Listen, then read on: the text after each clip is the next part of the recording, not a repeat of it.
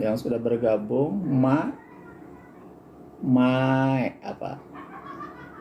Akbar. Waalaikumsalam. Siapa nih ini? Sigaret. Akbar Ramadan di PS 4. Nasya sudah bergabung.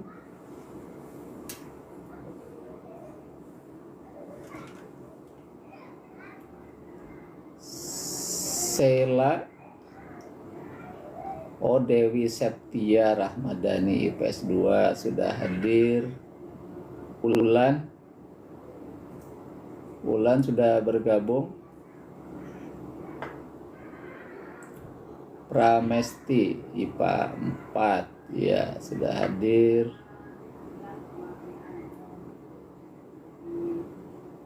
Silakan dibagikan live-nya. Siapa Tutu Restu IPA 4 sudah hadir.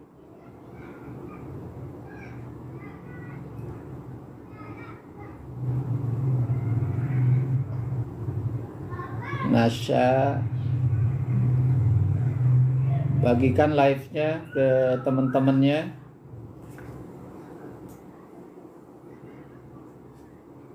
Dira IPA 2 sudah hadir.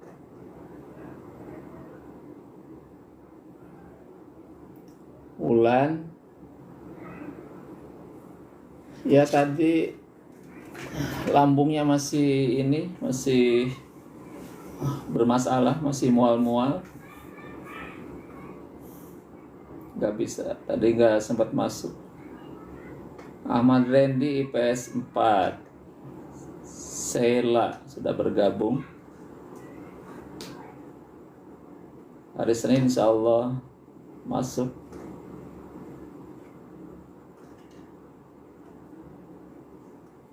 Hukumnya bohongin satu kelas. Seorang saja udah dosa, apalagi sekelas. Rizky 10.4. Arpa IPS 2. Putra sudah bergabung. Putra sudah bergabung.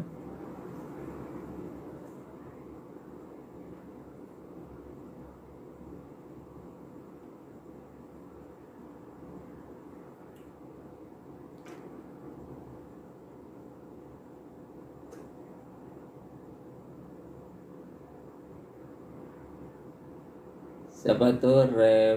Rafez.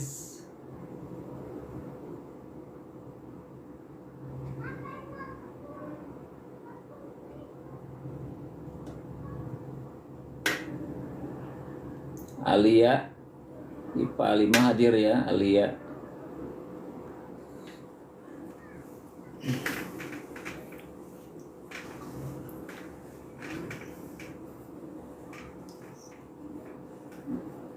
Dibagikan live-nya biar tambah seru. Nanti tadarusnya hari Minggu pagi. Hukumnya membaca Al-Quran tapi lupa wudhu ya. Tidak apa-apa. Lebih baik wudhu. Kalau tidak wudhu nggak apa-apa. Ya, untuk takzim, menghormati Al-Quran, memang sebaiknya wudhu dulu. Kalau tidak wudhu nggak apa-apa. Ya, hari ini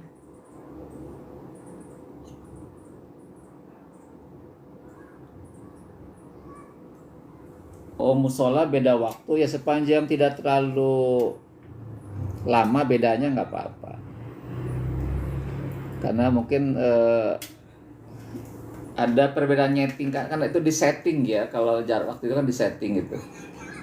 Ada settingan waktu di jadwal suatu, ada settingannya itu, mungkin ada di nyetingnya nggak bareng gitu, nggak pas ya.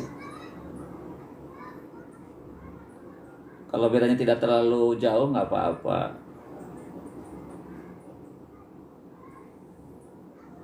Ya, sebaiknya azan selesai dulu baru sholat ya, sebaiknya gitu. Sebaiknya azan selesai dulu baru kita sholat. Biar kita lebih khusyuk di situ ya. Kita tidak dengar azan lagi, karena kalau sambil dengar azan nanti kena itu juga ya, ya fokusnya agak nanti ada kurang fokus gitu kan. Azan semua. Ya, dengar azan dulu sampai selesai, baru kita laksanakan sholat. Alas apa nih? Ales. Waalaikumsalam. Hasan 10.4 sudah hadir. Hasan, Naswa, Amel sudah bergabung. Amel, Hasan sudah hadir. Febian 10.3 sudah hadir ya.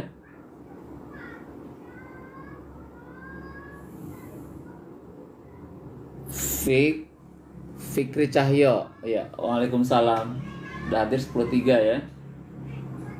Langkah awal untuk orang yang ingin. Langkah awal apa tuh maksudnya?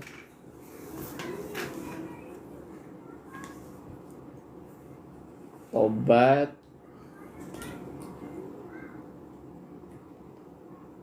Hajidah hadir IPS 3, Darel IPA 4,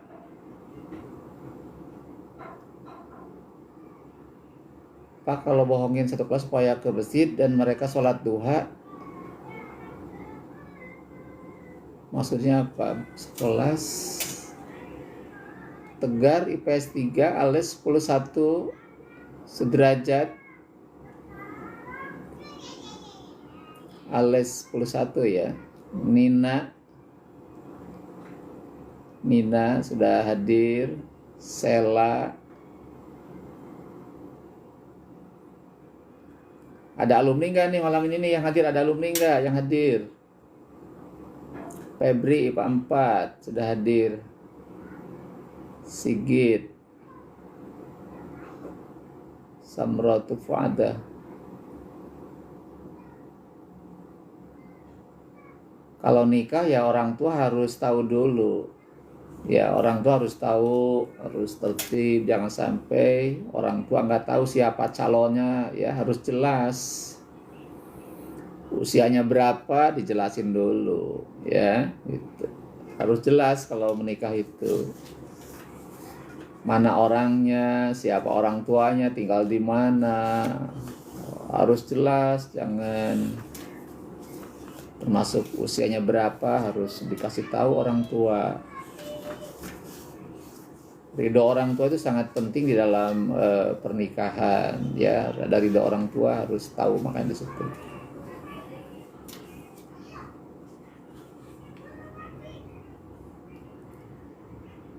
Fadil membagikan live ya, makasih udah kan. Nyuruh sekelas ke masjid biar duha ya, dapat pahala besar itu. Pahalanya sejumlah siswa yang melaksanakan.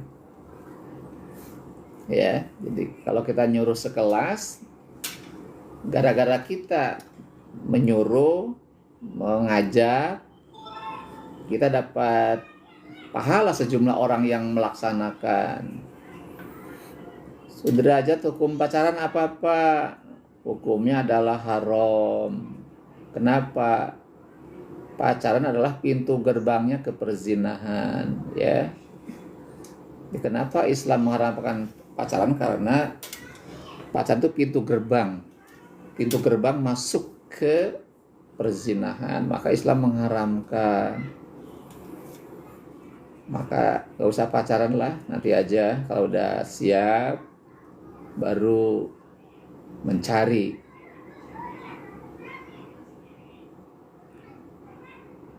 Masih belum fit ini, masih mual-mual perutnya, belum maksimal, masih mual terus ini, masih makan obat juga.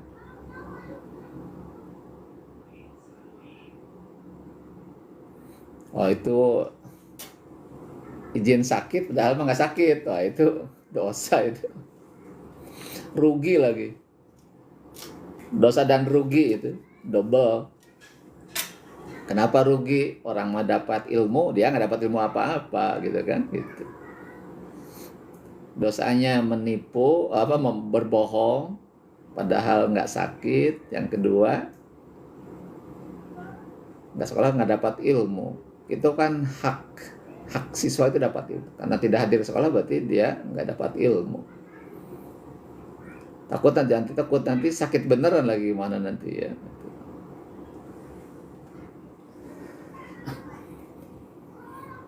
Ya baiklah, sambil menunggu teman-teman yang lain, kita mulai dulu ya.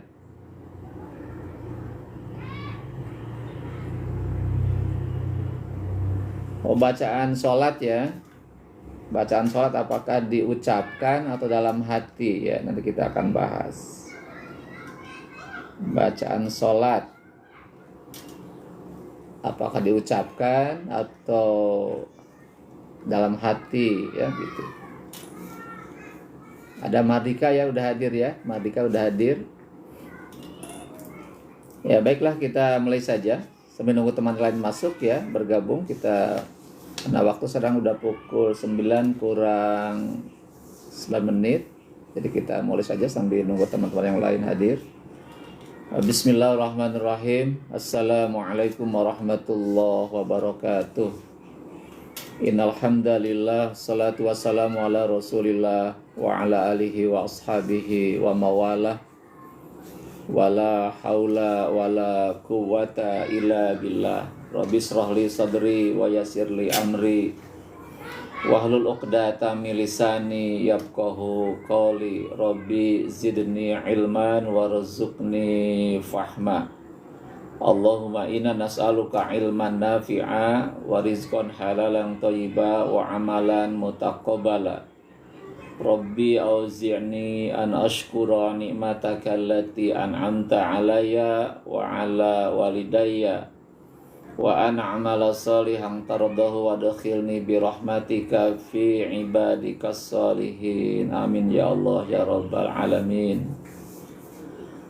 Para siswa ya, kelas 10, 11, 12 SMA 4 Kabupaten Tangerang, juga para siswa dari MTs Miftaul Jannah, juga para alumni, rekan-rekan, sahabat yang sudah bergabung dalam acara kita hari ini, dalam acara ngobrol bareng ya. Mudah-mudahan pertemuan hari ini dan juga malam-malam sebelumnya dan juga nanti malam berikutnya Allah memberikan kebaikan kepada kita ya. Terjalin ukhuwah di antara kita, juga nanti akan Allah menambahkan ilmu kepada kita ya. Di tujuan kita ngobrol setiap malam, kita bisa diskusi ya, bisa tanya jawab untuk hal-hal yang butuh penjelasan atau butuh pemahaman ya. Dan baiklah, sebelum nanti masuk ke tanya jawab, diskusi setiap malam, saya akan membahas dulu tentang keutamaan waktu ya. Kita akan membahas tentang keutamaan waktu. Artinya kita harus pandai memanage waktu gitu. Kenapa? Karena hidup itu adalah kumpulan waktu. Ya, hidup adalah kumpulan waktu. Dan waktu ini seiring dengan napas kita itu akan habis dan lepas dari. Dan itu kalau sudah terpakai, itu waktu tidak akan kembali lagi. Ya, soalnya bahwa hidup itu adalah kumpulan waktu, dan waktu itu seiring dengan napas kita, seiring dengan detak jantung kita, itu akan terpakai ya. Maka yang sudah terpakai, yang sudah kita lalui dalam hidup ini, maka tidak akan kembali lagi. Dan kemudian dalam banyak ayat Al-Quran, Allah banyak bersumpah dengan waktu. Allah bersumpah dengan waktu. Misalkan wadduha, walail ya wadduha. Karena orang yang pandai menggunakan waktu, maka dia akan menjadi orang-orang yang sukses dalam hidupnya. Ya, sekali lagi bahwa orang yang pandai memanage waktu dengan baik, menggunakan waktu dengan baik, maka dipastikan dia akan sukses dalam hidupnya. Tapi orang-orang yang tidak pandai menggunakan waktunya, waktu dibuang dengan sia-sia tanpa ada hasil yang jelas, maka dia akan merugi dalam hidupnya. Coba lihat Al-Quran surah Al-Asr ya. Coba lihat ayatnya itu. Wal asr ya, demi waktu. Demi waktu. Demi waktu asar atau demi waktu. Innal insana lafi khusr.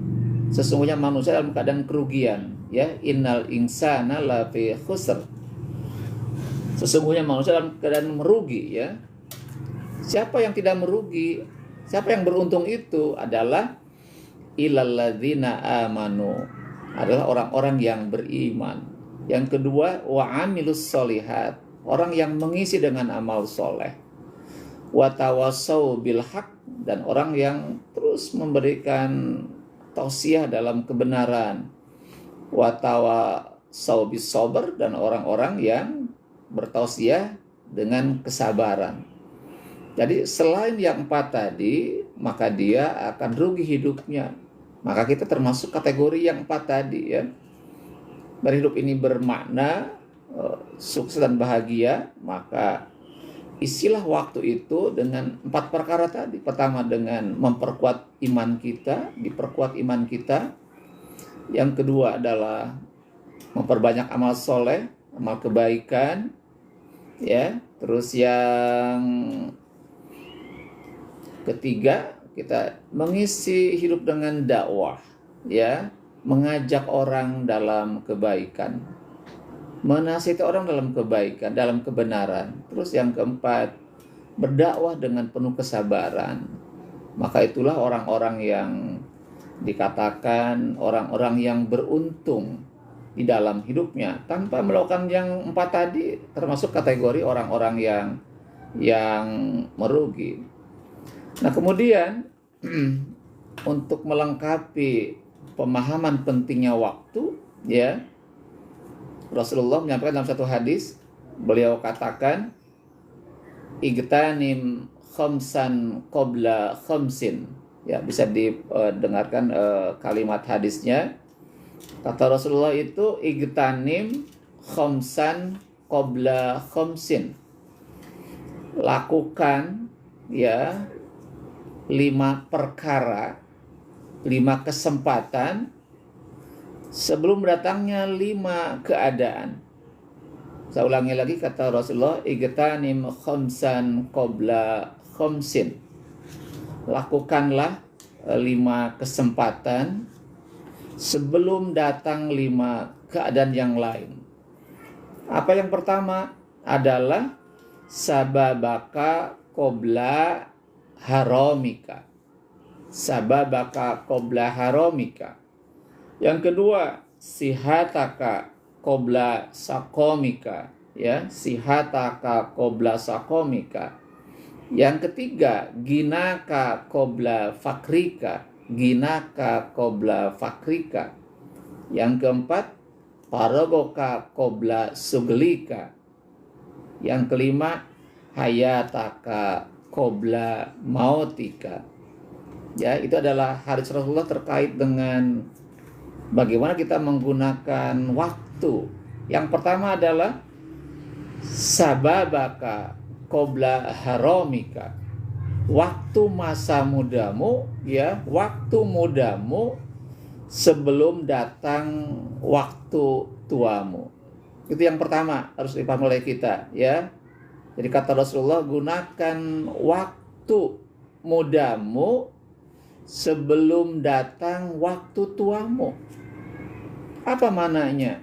Ingat bahwa masa muda adalah simbol kekuatan. Simbol kekuatan. Dan masa tua adalah simbol kelemahan. Jadi Anda semua para siswa ya, SMA maupun MTS, juga para alumni, mumpung masih muda, mumpung masih kuat, ya isi masa muda dengan kebaikan-kebaikan. Ya, isi masa muda kita, isi masa kekuatan kita dengan hal-hal yang baik. Dengan hal yang baik. Kalau sudah tua, sudah lemah kondisi fisiknya, itu sangat-sangat sulit. Ya, jadi kita gunakan masa muda ini untuk berbuat kebaikan. Ada 4 hal kita isi dalam masa-masa emas ini. Ini masa-masa emas. Peluang-peluang itu kita gunakan. Masa muda gunakan untuk mencari ilmu, ya, mencari ilmu yang sebanyak-banyaknya. Kita ke sekolah tiap hari. Untuk apa kita ke sekolah? 7 jam di sekolah, 7 sampai 8 jam kita di sekolah. Kita harus dapat ilmu. Jangan sampai tidak dapat ilmu. Karena kalau sudah tua, sudah tidak sekolah lagi, kapan lagi? Ya, sekali lagi bahwa masa muda adalah suatu peluang emas. Masa-masa yang paling menentukan.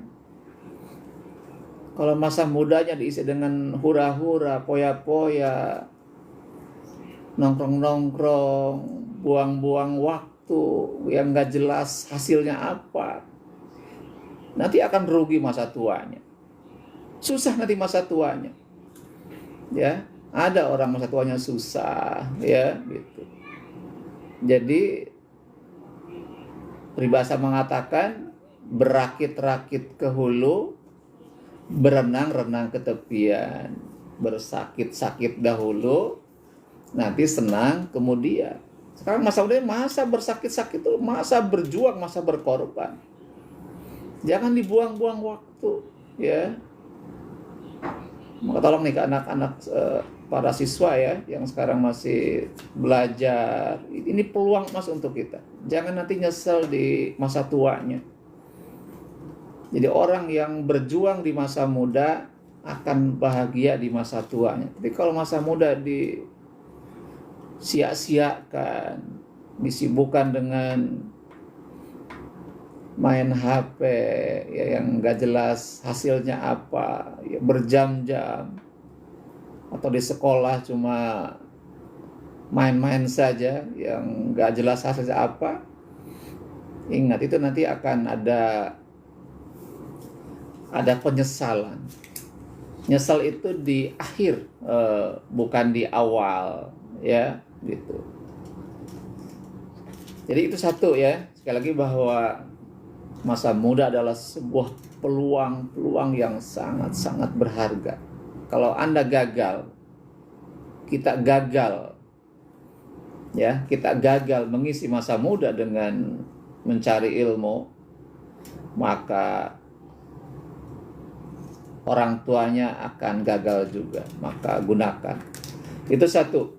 Ya, masa mudamu gunakan sebelum datang masa tuamu. Sepanjang kita masih kuat, badan masih kuat, sehat, ya, masih energik, masih gagah, maka isi. Tapi kalau sudah tua, udah lemah, udah sakit-sakitan, udah nggak bisa apa-apa lagi. Ya, begitu. Itu satu. Terus yang kedua nih, sihataka koblasa komika. Nah, gimana nih? Masa sehatmu sebelum datang masa sakitmu. Ingat ya, mumpung kita masih sehat, gunakan, ya, gunakan masa sehat itu. Kalau sudah sakit, bagaimana kalau sakit? Banyak halangan dan rintangan. Selagi sehat bisa ke sekolah, bisa datang ke majelis taklim, bisa ke masjid, bisa ke musola, bisa apa saja. bisa olahraga, bisa berdakwah. Kalau sudah sakit, kita nggak bisa apa-apa. Orang sakit di kamar terus, tiduran terus, ya. Ya kita nggak bisa apa-apa, ya. Dari mandak itu tolong kepada kita semua, ya. Mumpung kita masih sehat, ya kita tubuh kita masih sehat sekali, tidak ada sakit apapun, maka gunakan. Orang yang sehat sholatnya akan sempurna, rukuna sempurna, duduk sempurna, sujud pun sempurna. Coba lihat orang yang lagi sakit, coba orang atau yang sudah sakit, ya, yang sakitnya di dengkul, di kaki itu, mereka nggak bisa ruku sujud yang sempurna, orang susah sekali gitu. Nah, gitu. Jadi maka itu mumpung kita masih sehat, Malongpong hadir. Nah, makasih, hatur nuhun. Ya. Jadi mumpung kita masih sehat, ayo kita sehat kita gunakan untuk kebaikan. Ini nikmat dari Allah, ya. Maka jangan gunakan kesehatan untuk berbuat maksiat kepada Allah. Sehat dari Allah, maka gunakan untuk Allah, untuk beribadah kepada Allah. Jangan dikasih sehat malah berbuat maksiat kepada Allah. Ya, yang kedua, kata Rasulullah, sihataka qabla sakomika, masa sehatmu sebelum datang masa tuamu, masa sakitmu. Kalau sudah sakit, banyak halangannya, banyak rintangannya, nggak bisa kemana-mana. Mumpung sehat, ayo kita isi kesehatan ini, gunakan untuk hal-hal yang baik, ya, untuk mencari ilmu, beribadah yang baik, yang benar itu. Itu yang kedua. Sekarang yang ketiga, ginaka qabla fakrika. Ya, ginaka qabla fakrika adalah masa kayamu sebelum datang masa fakirmu. Siapa tuh strong itu ya? Namina saha. Siapa tuh namina saha itu? Strong boy siapa tuh dari Malongpong. Masa kayamu sebelum datang masa fakirmu. Ya. Mumpung masih kaya, kita banyak harta, banyak uang, masih melimpah ruah uang kita masih sanggup bekerja, uangnya banyak, gajinya tinggi, sebulan 30 juta sebulan. Gunakan kekayaan kita, harta kita untuk membantu orang tua kita, membantu saudara kita, membantu tetangga kita, menolong, membantu orang-orang anak yatim, orang miskin, membantu untuk membangun masjid, musola, madrasah atau tempat-tempat kajian ilmu itu, ya. Jadi kita gunakan harta kita yang kita dapatkan ini untuk berinfak di jalan Allah. Quran surah Al-Baqarah ayat yang ketiga, orang bertakwa itu adalah wa mimma razaqnahum yunfikun, orang-orang yang menginfakkan sebagian rezekinya di jalan Allah. Jadi yang ketiga, mumpung kita masih kaya, ya, atau orang yang punya kaya dalam gagasan, kaya dalam ide pemikiran, ya, gitu. Itu bisa digunakan juga untuk menolong orang. Yang punya hartanya banyak, membantu dengan kekayaan kita, harta kita gunakan. Tapi kalau yang punya gagasan yang cemerlang, pemikiran yang hebat, ilmu yang melimpah, maka gunakan ilmu untuk menolong orang. Itu sama juga dengan masa kaya ilmu, ya, kaya gagasan, kaya pemikiran, ya, itu bisa digunakan juga. Kalau sudah fakir, sulit bagi kita. Ya, kalau orang sudah fakir, kekurangan harta udah berkurang, ya, gajinya juga terus melorot itu. Jangankan buat berinfak untuk makan saja, misalkan untuk makan sehari aja kadang-kadang sulit. Itu kalau sudah fakir begitu, bagaimana kita bisa berinfak? Bagaimana bisa membantu orang? Bagaimana membantu orang tua, saudara, tetangga, teman, sahabat, anak yatim, orang miskin? Itu sangat sulit, ya gitu. Jadi kita mumpung kita hari ini punya harta yang cukup, harta yang melimpah, atau kita masih punya ilmu gagasan yang hebat, yang cemerlang, maka mari gunakan kekayaan kita untuk membantu orang lain. Ya, manusia adalah zon politikon, ya, makhluk bermasyarakat. Tidak bisa hidup sendiri. Nah, kita harus terlibat dalam membantu masyarakat yang lain. Karena kalau kita hidup sendiri, satu hal yang tidak mungkin. Kita pasti terlibat dalam kehidupan sosial, maka mari kita gunakan harta kita, ya, dalam rangka untuk mencari ilmu, untuk beribadah kepada Allah yang sebaik-baiknya, gitu. Itu yang ketiga, ya. Nah, sekarang yang keempat, Paragoka Qobla Suglika, ya. Paragoka Qobla Suglika adalah masa senggangmu sebelum datang masa sibukmu. Ini kata Rasulullah, gunakan masa luangmu, masa lapangmu sebelum datang masa sibukmu. Kita banyak waktu yang tersedia. Kita tidak sesibuk pejabat negara, tidak sesibuk pengelola sebuah lembaga pendidikan. Tidak seperti itu. Kita banyak waktu yang luang. Maka kita gunakan waktu luang ini untuk berbuat kebaikan.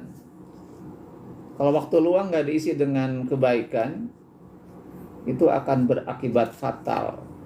Ingat, hindari 3 dalam hidup ini. Ya, hindari 3 1 iman, 2 perut, 3 waktu. Itu berbahaya. Kalau orang sudah kosong iman, itu akan cenderung menghalalkan segala cara karena tidak ada rem dalam hidupnya. Kalau tidak punya iman, ya hidupnya 3H: halal, haram, hantam. 2, kosong perut.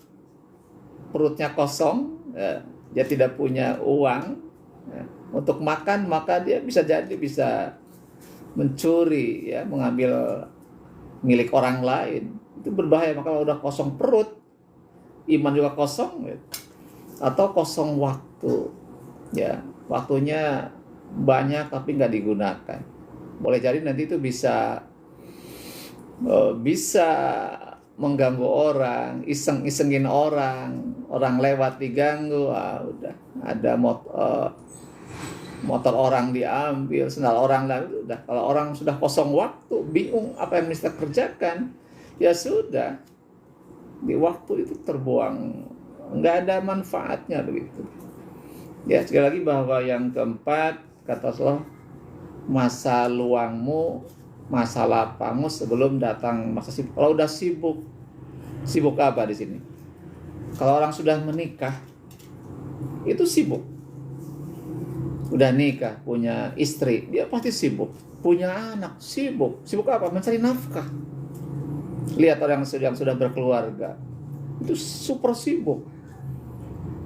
Bertambah anak, tambah sibuk. Anak 2 sibuk, tambah 3, tambah. Anak udah 10, tambah sibuk. Pergi pagi pulang malam, nggak ada waktu di rumah.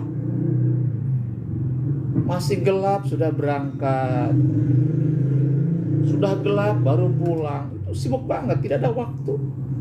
Coba kalau orang itu bekerja, ya, di perusahaan di mana, ada nggak waktu buat ke pengajian? Tak, itu susah. Sholat saja kadang-kadang sholat itu diuber-uber sholat itu. Coba yang punya pengalaman bekerja di perusahaan itu,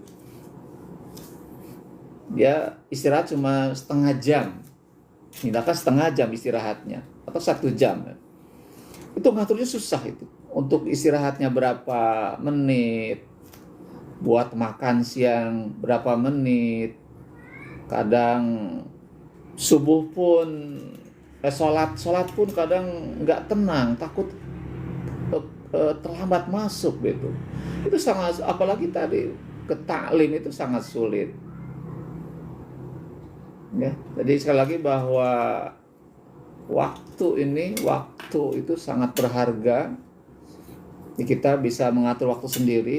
Kita mengambil waktu dengan baik, maupun kita waktunya masih banyak kosong, banyak yang tersisa, kita gunakan. Karena kalau sudah sibuk, super sibuk mencari nafkah, bekerja nyari nafkah terus tiap hari, tidak pernah ada ujungnya.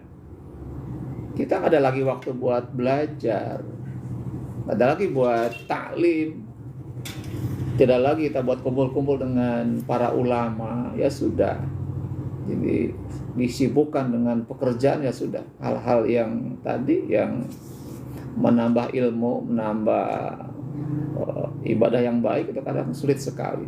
Jadi kita yang hari ini punya waktu yang banyak sekali, waktu luang, maka mari kita gunakan waktu dengan sebaik-baiknya.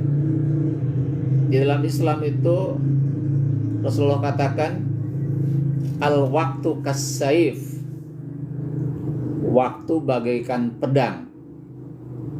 Orang Eropa bilang mengatakan time is money. Ya, orang Eropa bilang time is money, waktu adalah uang. Kenapa? Mereka itu mata duitan. Dalam Islam bukan time is money. Al-waktu kas-saif, waktu bagaikan pedang. Kalau salah menggunakan pedang, boleh jadi pedang itu akan memotong lehernya sendiri. Banyak orang-orang yang gagal hidupnya gara-gara tidak pandai menggunakan waktu. Ya, jadi banyak orang yang hidupnya gagal dan sekarang terpaksa mereka ada di tempat-tempat tahanan, tidak bebas kemana-mana karena apa? Gagal, tidak pandai memanage waktunya dengan baik. Akhirnya salah beraktivitas, kemudian tidak lagi hidupnya merdeka. Itu gara-gara tidak pandai menggunakan waktu. Itu yang keempat, parogoka qobla suglika, masa luangmu, masa lapangmu sebelum datang masa sibukmu. Yang kelima, yang terakhir, kata Rasulullah adalah ini yang sangat penting, hayataka qobla mautika. Ini yang sangat penting, hayataka, masa hidupmu sebelum datang masa matimu. Ya, ini adalah, hidup itu adalah sebuah aset, modal utama. Hidup adalah sarana untuk beraktivitas, sarana beramal soleh, sarana berbuat baik. Kalau mati adalah pemutus amal, pemutus segala kenikmatan itu mati. Ya, sekali lagi bahwa dalam Islam hidup adalah sarana untuk beramal. Kalau sudah wafat, kita nggak bisa beramal lagi.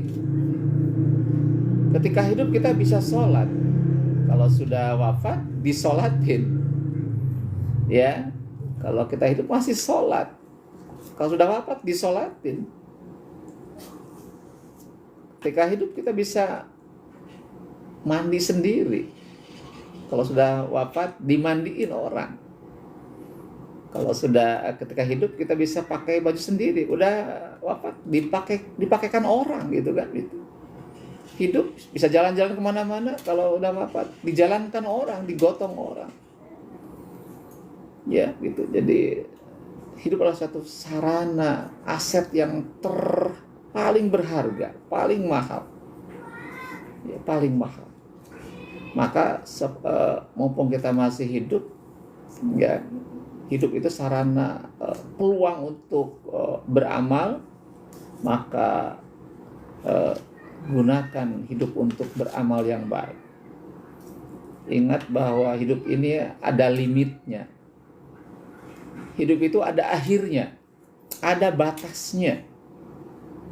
Kita akan, setelah habis masa hidup, kita akan kembali kepada Allah. Apa yang kita bawa menghadap Allah? Satu, amal kita. Kata Rasulullah mengatakan kalau orang itu meninggal, ada 3 pihak yang mengantar ke kubur kita. Satu adalah keluarganya, kedua adalah hartanya, ketiga adalah amalnya. Yang kedua itu yarji'ani, akan kembali. Apa yang dua? Keluarganya akan kembali ke rumahnya masing-masing. Harta yang mengantar itu, motor mobil akan kembali ke garasi. Tapi mana yang setia menghadap Allah? Yang menemani kita apa? Adalah amal soleh kita. Nah, orang yang punya amal baik, maka dia akan meraih kenikmatan, kebahagiaan di akhirat. Tapi kalau dia tidak punya amal yang baik, dia malah bawa amal yang buruk, maka bersiap-siaplah untuk mendapatkan keburukan, penderitaan yang tak berujung, gitu ya, gitu. Sekali lagi bahwa hidup adalah sebuah modal dasar kita, aset yang paling berharga, sarana buat beramal soleh, sarana untuk melakukan kebaikan-kebaikan, sarana untuk mencari ilmu hidup ini. Maka gunakan hidup adalah sebaik-baiknya. Hidup adalah amanah Allah, harus dipertanggungjawabkan hadapan Allah. Ya, nanti di akhirat Allah akan tanyakan dengan 4 perkara. 1, umurmu kau gunakan buat apa? Kata Rasulullah, nanti ketika yaumul hisab, Allah menanyakan 4 perkara. Masa umurmu digunakan buat apa? 70 tahun digunakan buat apa? 60 tahun digunakan buat apa? Yang kedua adalah badanmu. Badan yang sempurna ini, yang multifungsi, ya, tubuh yang sempurna ini digunakan buat apa? Terus harta yang kita miliki digunakan buat apa harta itu? Dengan 2 pertanyaan, dari mana kau dapatkan dan digunakan buat apa harta itu? Yang keempat adalah ilmumu. Ilmu digunakan buat apa? Menolong orang atau menyesatkan orang? Menerang orang atau menggelap, menyesatkan orang? Itu nanti akan Allah tanya. Sekali lagi, ini satu proses tafakur kita, ya, tafakur kita. Jadi hidup adalah sebuah peluang, sebuah aset yang paling berharga. Maka mumpung masih hidup, semenit 1 jam itu pun sangat berharga. Mumpung kita masih hidup, mari kita gunakan untuk beramal soleh. Karena tadi ketika kita hidup ini berakhir, kita akan kembali kepada Allah, akan masuk episode akhirat. Maka yang menolong kita adalah amal-amal kita, ya. Tanpa itu tidak bisa. Wa basyiril ladzina amanu wa 'amilus shalihat anna lahum jannatin tajri min tahtihal anhar. Beri kabar gembira kepada orang-orang yang beriman dan beramal soleh. Bagi mereka adalah jannah, surga yang mengalir di bawah sungai-sungai. Harusnya yang dirahmati Allah, rekan-rekan sahabat, maka dari kelima kesempatan ini, ya, 5 perkara ini, 5 waktu ini, waktu muda, ya, waktu sehat, waktu kaya, waktu luang, dan waktu hidup ini, mari kita minimal ada 4 hal harus kita lakukan, ya. Ada 4 hal kita mengisi waktu dengan sebaik. Satu adalah gunakan waktu untuk mencari ilmu yang bermanfaat. Gunakan setiap detik harus menjadi ilmu yang bermanfaat. Ilmu agama, terutama juga ilmu-ilmu sains, ilmu sosial kita pelajari. Yang kedua adalah mengisi waktu dengan beribadah kepada Allah. Beribadah kepada Allah. Karena tugas kita adalah untuk beribadah kepada Allah. Wa ma umiru illa liya'budullaha mukhlishina lahuddin hunafa wa yuqimus shalah wa yutuz zakata wa dzalika dinul qayyimah. Tidaklah mereka perintah kecuali untuk beribadah kepada Allah dengan ikhlas, ya. Tugas kita adalah beribadah kepada Allah. Wa ma khalaqtul jinna wal insa illa liya'budun. Tidaklah kuciptakan jin manusia kecuali hanya untuk beribadah kepada Allah. Jadi isi yang kedua, waktu itu untuk beribadah kepada. Di mari kita sama-sama, saya juga rekan-rekan sahabat juga para siswa, mari kita isi hidup ini dengan beribadah kepada Allah, ngabdi, taat, tunduk kepada Allah. Terus yang ketiga, mengisi waktu dengan mengabdi kepada masyarakat. Kata Rasulullah, khairun nas anfa'uhum linnas. Sebaik-baiknya kamu adalah orang yang bermanfaat bagi yang lainnya. Sekali lagi, bahwa sebaik-baiknya manusia adalah orang yang memberikan manfaat kepada orang lain. Terus yang keempat, isi waktu untuk mencari nafkah yang halalan thayyiban, untuk menafkahi anak istri kita, ya. Tapi tadi saya sampaikan, kita bekerja cari nafkah yang halal. Tidak boleh kita bekerja dengan mencari nafkah yang haram. Kata Rasulullah, daging yang tumbuh dari makanan yang haram, ya, daging yang tumbuh dari makanan yang haram, fannaru aula bihi, maka neraka lebih utama baginya. Maka kepada para orang tua, kita semua yang sudah punya anak istri, maka silakan bekerja, silakan mencari nafkah, tapi dengan catatan cara kerja yang halal dan makanan yang thayyiban, halal dan thayyib, baik secara hukum dan juga bendanya itu halal. Tidak boleh ngasih makan anak istri dari pekerjaan yang haram. Korupsi, ya, itu ngasih makan yang haram. Berjudi, mengasih makan yang haram, ya, menipu orang, itu nafkah yang haram. Menjual hal-hal yang diharamkan dalam Islam sama dengan memakan yang yang haram. Ya, sekali lagi, jadi mengisi waktu dengan mencari ilmu, terus ilmu kita dapatkan. Yang kedua, kita beribadah kepada Allah dengan sebaik-baiknya. Kemudian yang ketiga, mengabdi kepada masyarakat. Apa yang kita miliki gunakan buat menolong orang lain, ya. Yang keempat, mencari nafkah yang halal dan thayyib, gitu, ya, gitu.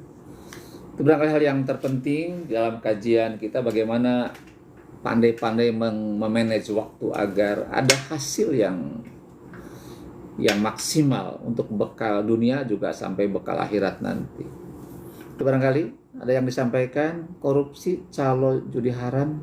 Oh iya, korupsi sama dengan mencuri, ya.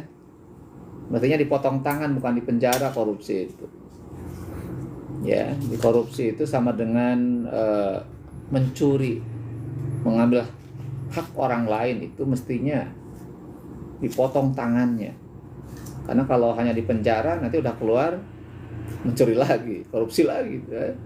Karena orang sifatnya kan tidak ada rasa puas, ya, tidak ada rasa puas, pengen mencari yang lain lagi, gitu, ya, gitu. Jadi sekali lagi, bahwa korupsi menjadi judi itu haram, ya, dalam Islam tidak boleh kita lakukan. Ada yang lain?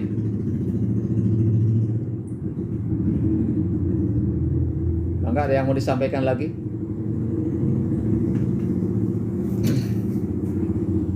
Waktunya sudah hampir berakhir, sudah jam 9.30.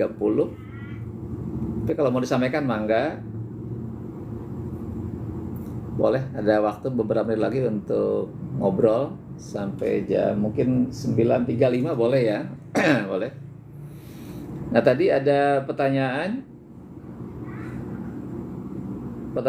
tentang pernikahan yang disetujui orang tua, ya sebaiknya orang tua menyetujui calon istri atau suami kita ya, agar dapat berkah dari Allah, maka sebaiknya disetujui oleh kedua orang tua kita ya gitu. Terus tadi yang menanyakan tentang kunut subuh ya.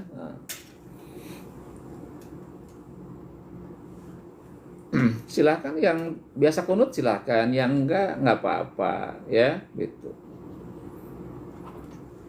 Kalau yang biasa kunut, mangga kunut. Yang tidak biasa kunut, ya tidak apa-apa, silakan. Yang penting jangan sampai enggak sholat saja. Gara-gara beda kebiasaan, beda pemahaman. Yang satu kunut, yang tidak kunut, akhirnya berdebat, nggak sholat subuh itu. Yang salah itu ya. Tidak, sekarang sudah tidak zamannya lagi mempertentangkan konsep ini. Terserah kepada kita. Mau kunut silahkan, sah. Tidak apa-apa, itu sah juga ya. Gitu. Yang penting kita sholat, ada dalilnya. Kunut ada dalil juga, yang tidak pun ada dalilnya. Itu dua-duanya sah ya. Gitu. Berikutnya, bagaimana cara ta'aruf? Nah, ini ya. Ta'aruf itu kita lakukan ketika kita akan melakukan pernikahan. Ya ingat, ta'aruf beda dengan pacaran. Kalau pacaran kan suka-suka saja, senang-senangan itu pacaran, senang-senang dengan lawan jenis kita, hanya suka-suka saja. Ya, senang-senang saja. Tidak ada maksud untuk menikah. Ya begitu. Tapi kalau ta'aruf itu adalah orang sudah punya rencana menikah, udah siap segala-galanya, maka ketika ada wanita atau calon suami yang dianggap cocok dengan kriteria kita adakan ta'aruf. Ya, perkenalan. Yang dikenali apanya? Cara berpikirnya, karakternya, ya, kebiasaannya, ibadahnya, akhlaknya, keturunannya dipelajari, dikenalkan dulu ya, dikenali. Bukan mengenali fisiknya secara terbuka, tidak. Bagi orang yang ta'aruf, ketika kita mengenal orang yang kita kenal itu selalu berkerudung dan kita khawatir dia tidak punya rambut, kupingnya hilang satu, maka cara gimana? Mengutus teman perempuannya, teman dia perempuan, tolong dicek ya gitu, ada nggak rambutnya, jangan-jangan udah botak gitu ya, dicek ada nggak kupingnya dua, jangan-jangan hilang satu gitu kan itu. Bukan kita yang langsung, kita nggak boleh melihat langsung rambut, tidak boleh melihat langsung kuping, nggak boleh. Tapi utus orang yang satu jenis dengan perempuan, jadi cari teman perempuan yang dekat dengan dia, tolong dilihat, nah gitu. Selagi ta'aruf itu adalah bagi orang yang sudah mau menikah, serius menikah, udah siap segala-galanya, maka lakukan ta'aruf, mengenali, ya, mengenali wanita yang akan jadi calon istri kita. Tadi mengenali karakternya, mengenali cara berpikirnya, mengenali kecerdasannya, mengenali emosinya, mengenali ibadahnya, mengenali akhlaknya, mengenali keluarganya, keturunannya, itu dipelajari. Tidak harus setiap malam bertemu, jalan berdua, naik motor kemana-mana sampai wajah kemana-mana, ada persentuhan, wah udah, itu bukan ta'aruf namanya. Itu namanya pacaran, dan itu hukumnya adalah haram dalam Islam. Tadi saya bilang di awal bahwa pacaran adalah pintu gerbangnya perzinahan. Ya, pacaran itu adalah pintu gerbangnya perzinahan. Karena biasanya orang berzina awalnya pacaran dulu, dia udah bebas kemana-mana, udah pergi berdua, ya sudah akhirnya bisa berzina. Itu kasusnya sangat banyak kasusnya orang-orang pacar itu ujungnya adalah perzinahan. Maka dari itu kepada Anda semua para siswa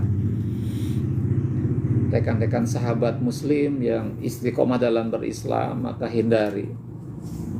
Sesungguhnya pacaran itu ada hukumnya apa? Sesungguhnya kita mengumpul-ngumpul dosa setiap hari. Ya, gitu. Maka hindari dosa itu, jangan kita secara sadar jangan kita lakukan ya. Yang tidak sadar kita lakukan, minimal yang kita sadar, maka maksiat jangan kita lakukan. Jangan ngumpul-ngumpul maksiat, jangan, tapi perbanyaklah pahala dan kebaikan, itu yang boleh kita lakukan ya. Para siswa, rekan-rekan sahabat, nah itu barangkali kajian malam hari ini ya. Semoga kajian singkat ini akan sedikit menambah informasi ya, menambah informasi, dan kita berupaya untuk hidup sesuai dengan ajaran Islam ya. Kita sedikit demi sedikit, walaupun tidak sempurna, tapi kita berupaya keras ya, kita berislam dengan baik. Allah nyuruh kita, ya ayyuhalladzina amanu udkhulu fis-silmi kaffah. Ya, hai orang-orang yang beriman, masuklah kalian ke dalam Islam secara kafah, secara total. Orang-orang yang beriman, masuklah ke dalam Islam secara total, jangan separuh-separuh. Maka apa yang kita pahami hari ini, apa yang kita pahami, apa yang kita ketahui tentang Islam, maka mari kita praktekkan Islam dalam kehidupan. Jangan sekali kita melanggar Islam. Akan timbul masalah yang rumit dan pelik kalau kita berbuat menyimpang dari Islam. Tapi kalau Islam kita amalkan, kita praktekkan, hidup ini pasti selamat. Islam artinya keselamatan. Maka Allah jamin selamat kalau kita mengamal Islam dalam kehidupan sehari-hari. Barangkali kajian kita malam ini, ngobrol bareng malam hari ini ya, sekali lagi kalau ada hal yang kurang berkenan mohon maaf ya. Kalau ada yang salah tolong diingatkan, ditegur, tolong diingatkan, karena manusia adalah tempatnya salah dan hilaf dan dosa ya, maka tolong insya Allah kita akan ketemu lagi, berjumpa lagi malam besok mulai pukul 20.30 sampai dengan 21.30, 1 jam kita akan bersama-sama, kita akan ngobrol, berharap ada mendapatkan kebaikan dari obrolan ini. Afu minkum, alhamdulillahirabbil alamin, Allahumma subhanaka Allahumma asyhadu an la ilaha illa anta astaghfiruka wa atubu ilaik. Assalamualaikum warahmatullahi wabarakatuh. Terima kasih, atur nuhun ka sadayana.